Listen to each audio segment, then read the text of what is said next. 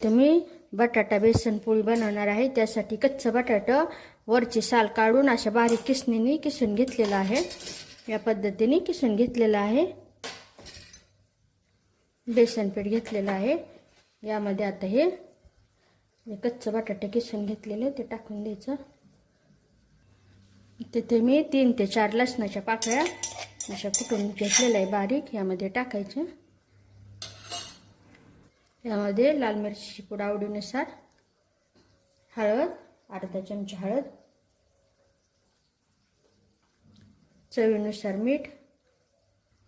आता हे सगळं आपण बेसन पोळीला ज्या पद्धतीने पीठ बनवतो त्या पद्धतीने आता हे थोडं थोडं पाणी टाकून पीठ बनवून घ्यायचं.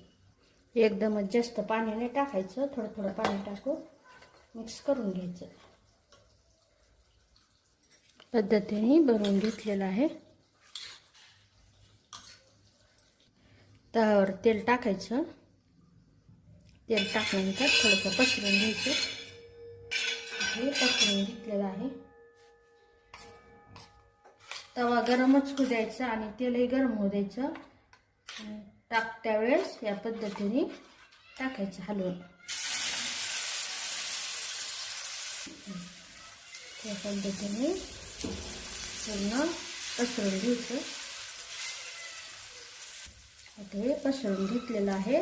आता हे लगेचच पातळ करायचं नाही, घाई करायची नाही. हे थोडंसं वरचा भाग सुकू द्यायचं. थोडा कढईने किंचितसं तेल टाकायचं.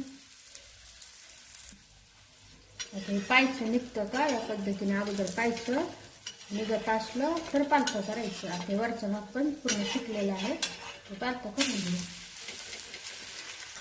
परत किंचितसं तेल टाकायचं. या पद्धतीने छान परतून घ्यायचं दोन्ही बाजूनी.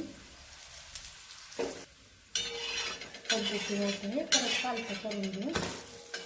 पालथं केल्यानंतर जसं वरतून आता हे तेल लावायचं. ते तेल लावल्यानंतर परत पालथं करायचं. पद्धतीने आता हे छान परतून घ्यायचं. उलथाने दाबून दाबून